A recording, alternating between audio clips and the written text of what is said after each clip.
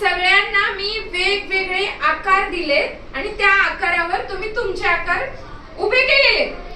तर तुमच्या हे जे आकार आहेत यांना म्हटलं जातं भौमितिक आकार। कोणते आकार? भौमितिक आकार। बघूया कुणी काय बनले।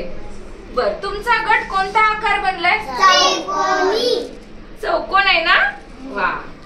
तुमचा आकार कोणता आहे? त्रिकोण। त्रिकोण। किती कोण आहेत रे तुम्हाला मोजा?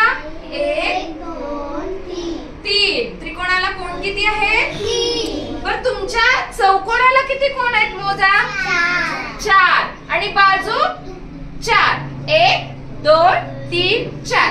4 बाजू 4 कोण। बर, हा आकार बघूया आपण काय बनलाय।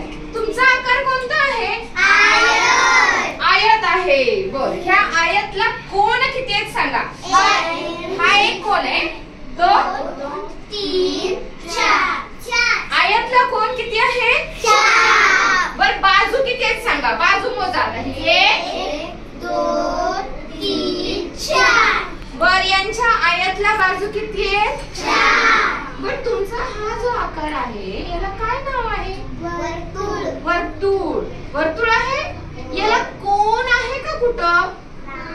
नाही। वर्तुळाला कोण असतो का? नाही। नाही। आणि वर्तुळाला एकच कडा असते जी बाजूने आखलेली असते। एकच अखंड। फक्त वर्तुळाला मध्ये असतो बिंदू। काय असतो? बिंदू। इथं मध्ये असतो वर्तुळाला बिंदू। इकडे बघा आता सगळ्यांनी समोर हा चौकोन बनलेला गट तिकडे आहे।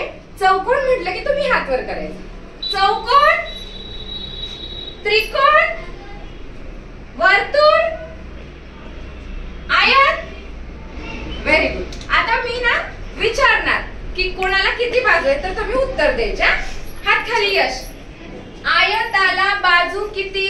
4। त्यांच्या गटाने बरोबर उत्तर दिलंय। त्रिकोणाला बाजू किती?